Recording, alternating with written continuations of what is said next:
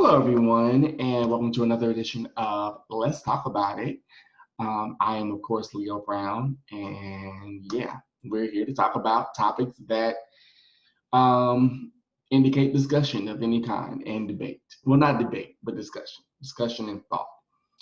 So if you like what you've been hearing thus far, let me know in the comments. Leave my video a like, subscribe to my channel. Put me in the algorithm, please, because I know a lot of people don't get to really watch my videos, and I'm saying it because I really want people to watch them. And don't worry, I am gonna start back doing reviews again too. But I just wanted to really do. I like doing different things because I think it's important to show different sides of self. So today's topic is going to be and is internalized homophobia. Now, internalized homophobia. So as a gay man, as a gay Black man, as a man, I have been a victim of this.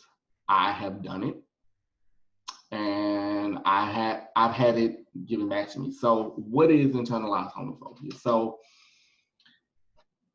I guess for those who don't know, internalized homophobia is like when you see guys who say, "Well, I'm straight acting," or "I want a man that's masculine," right? Excuse me, I don't know why whenever I come on this damn thing, I start burping. I think it's because I don't breathe properly. But anywho, that's beside the point. But let's see, I'm trying to think of something. What's another one? Or another version of internalized homophobia could be you're a bean queen, or you're a BBC freak, or you're a rice queen. Let me think of something else. You're a snowflake, like you love playing in the snow. And even though those things, the expressions I just said may sound harmless, they really do a great deal of harm. Because I know that for me, and I can only speak from my experience, I know that for me growing up as a Black gay man in this world, I was always told to man up, don't cry, don't show emotion. And I think when you get out into the world of hookups, you got into the world of dating, you got into the world of relationships, and not even just relationships, but even friendships. A lot of that internalized homophobia things that you're taught, on how to be, how to act, how to talk, how to walk, how to dress, you carry it with you, whether you know it or not. I know that for me, I was always very ashamed of my being feminine, of my liking my makeup and liking, things that we would consider girly. Whereas now, as I'm getting older, I'm embracing it more because I realize it's a part of me. And also I realize that my masculinity is not your masculinity, just like my femininity is not your femininity. There are levels to everything. And I think it's great now that you have people who are being very honest about not only their sexuality, but even their gender fluidity. Even though I have to admit, I'm just gonna be honest, there's a lot about the gender aspect that I don't understand. I understand the gender and sexuality thing. I think it's great that people are embracing, different genders and different forms of sexuality. But I will admit, there's a lot that I don't understand. So, like I have a friend of mine, a very good friend of mine, who is non-binary. And I actually had to have him explain to me. I was like, well, what does that mean? And he basically was like, well, it just means that I don't fit either in the feminine stereotype, when we think of femininity, and I don't fit in the masculine. I'm somewhere in the middle. And I can see that, I like I said, but also the reason why I say I don't understand it is because that's not my walk. That's not my story.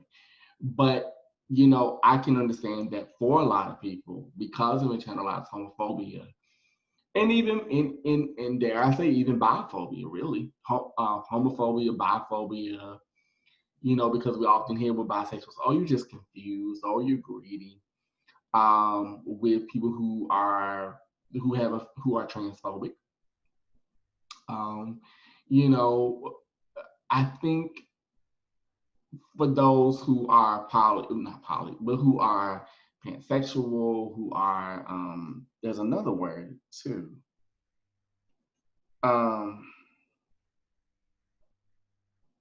who are gender fluid, who are, I can't think of the other word, there we go, demisexual, you know. Uh, I think it's good because they're really teaching us that hetero,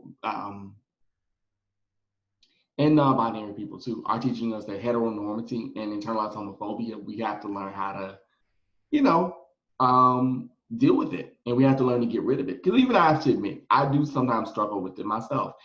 There are moments where I'm like, okay, you know, I shouldn't want to wear that lipstick, or I shouldn't talk like that, or I shouldn't do my hand like this, or, you know, or I need to make my mannerisms small, you know, or let me think of something else. I shouldn't want to wear heels. Men don't wear heels, even though that's not true. But you know, and I had to, and it took a great deal of time for me to understand. Like even now, I'm trying not to talk with my hands because I was always taught, well, that's what, and I hate to use this word, but that's what, I'm not going to use the word. That's what a lot of, you know, fill in the blanks do.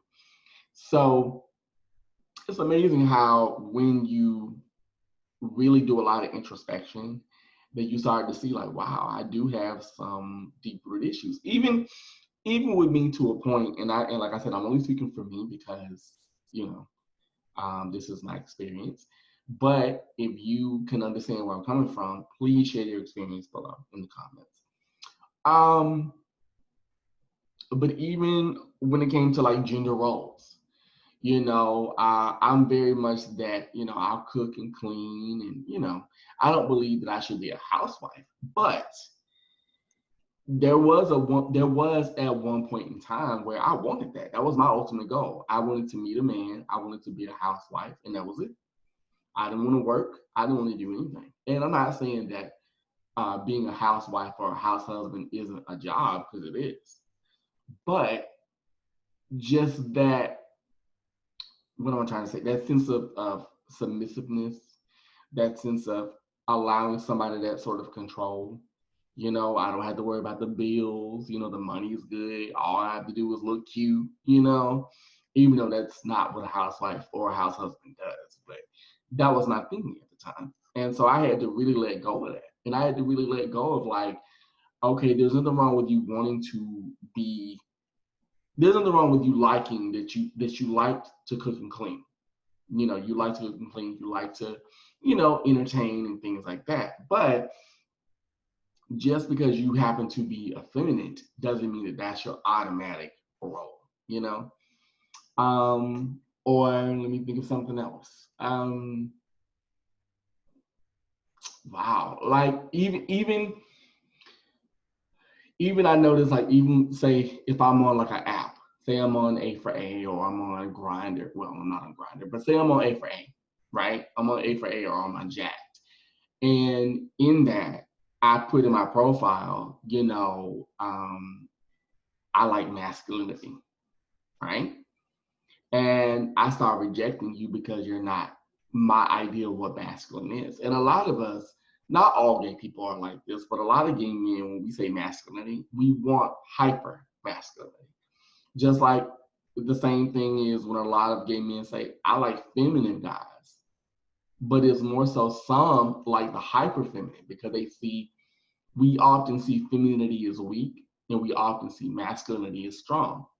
And that's another form of internalized homophobia, or let me think of something else, or wanting to care more about brands, how we look, vanity. And I'm not saying that you shouldn't take care of yourself, but we're more concerned about our waist size than we are just who we are.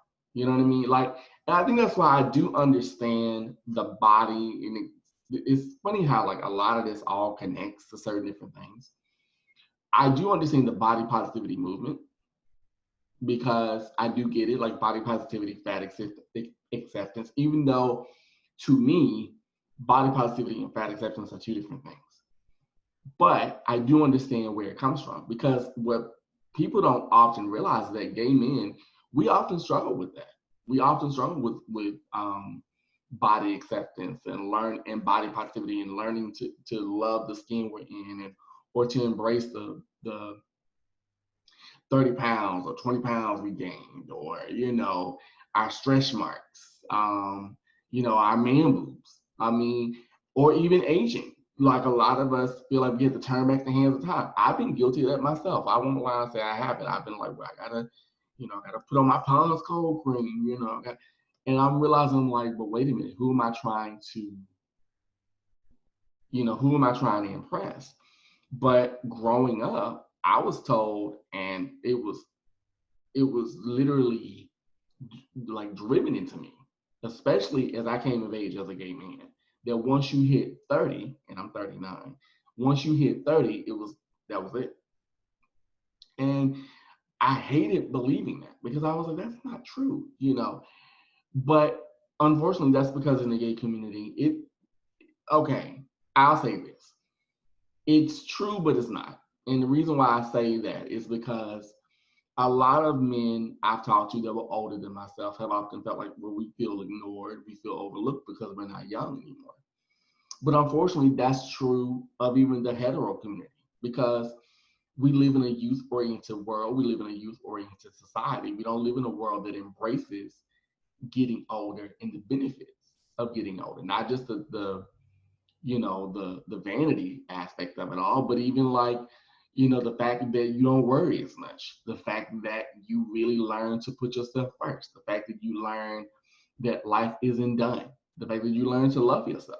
We're not taught to embrace that a lot as gay men. We're just not. We're taught to either be, let's go down the line. So when we're young and we're young, hung, and full of cum, we're either a twink or just a hot or a jock. Then as we get older, we either become a bear or we become a daddy. And then we have to hang on to that from like daddy to, you know, whenever the ticket is done, we hang on to that. You know what I mean? Because even if you look at the adult industry, and I talked about this many times, how you see, you know, the father-son thing, twink and daddy, you know, that. And don't get me wrong, I'm not saying that you can't be hot and vital and active and useful in your 40s, 50s, and 60s. You can. But that shouldn't be the only thing that you have to offer. Because that's internalized homophobia too. And just like with men of color, we go through it, I think, even worse because with Black men, it's, well, you got to be hyper masculine. You have to be a certain color. Let's be honest, because colorism does exist in the gay Black community.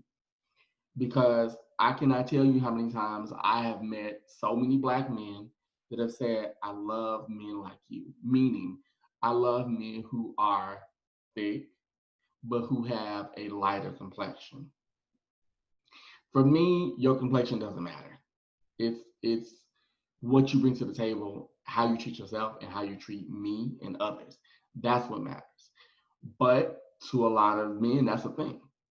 So you have to be the right complexion. You have to be the right body size. I've met a lot of men that have told me, even in the bare chub community or the thick boy, I'm not thick enough. I've had a lot of men tell me that. I've had men tell me I wasn't thin enough. I've got it on both ends of the spectrum. So it's like it's amazing how we project a lot of our issues onto each other, and unfortunately, like any community, because this is true in every community, we eat our own. But I think in the gay community, we do it even more because we never really get a chance, and we're never allowed a chance to really address the issues of body image, self-esteem, trauma, um, abuse, emotional abuse, physical abuse, mental health. We're never really allowed to address it in the way that we should and could. Luckily now we're getting better. You know, like we have organizations like Beam, we have shout out to Beam, we have, you know, like Diva Simply Singing. We have, you know what I mean? There are places where you can get help, you know. So and we are becoming more inclusive, which I think is wonderful. But let's be honest, how many of us still grapple with, well, I'm not the man that I thought I should be. You know what I mean? Because even me, I grapple with that sometimes where I'm like, well, God, I could be a little bit more, I guess I could be butchered up. But I'm like, that's not me. And that will never be me, And I'm learning that it's okay to be okay with what I bring to the table. And also that not everyone's going to buy what I'm selling. And that's okay too. That doesn't mean that something's wrong. It just means that for that particular person, it's not for them, And I've really had to learn to embrace that. And thanks to therapy, thanks to journaling, thanks to really just learning that my masculinity and my femininity and my being as a man, as a gay man, doesn't make me any less of a man or of a person, And I've had to check my own homophobia because there have been moments where, I've been like, well, why are you acting like a girl? You know what I mean? I've said that. I won't lie and say I haven't. Or case in point, we often think that just because, like for me, and I've said this before too, I am a bottom. So we think, oh, well, you need to be submissive and, or you need to be bossy, demanding. And I'm like, I'm neither one. It depends on the person and the circumstances. I can be those things, but that's not really me, So, yeah. And even the whole thing with like, bottom, top, verse, like how we pit each other based on sexual roles. That's just a sexual role. They can change at any given moment. It doesn't make you less of a person. So if you happen to be a top and one day you decide to bottom, fine. Okay, like I've seen relationships end because of that, which I think is so silly. That's so dumb to me, but but once again, this is what years and years and years of internalized homophobia does. We literally will make ourselves just, what am I trying to say? We will, like, for some of us, we don't realize that we're more than a sexual role, than a position. Like for me, I know that I'm a bottom because I enjoy it. I've tried topping, not by cup of tea. I've done it. And for those of you who don't know, bottoming is where you receive, topping is where you give. But that doesn't make me any less of a man. You know what I mean? We use bottom as an insult, which I think is so stupid. Oh, you a bottom. It's like, so what's wrong with that? Aren't you a bottom too? Okay. You know what I mean? So, and I won't say anything because I've done it. I can't say anything. I have so done it before.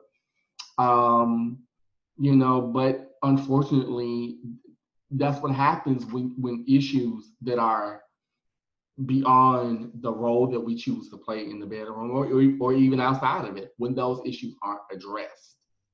Because think about it. How many of us have been in relationships or situationships where we're like, I just want this person to be more open. I want them to be more emotional with me or to be more affectionate beyond when we're being intimate physically.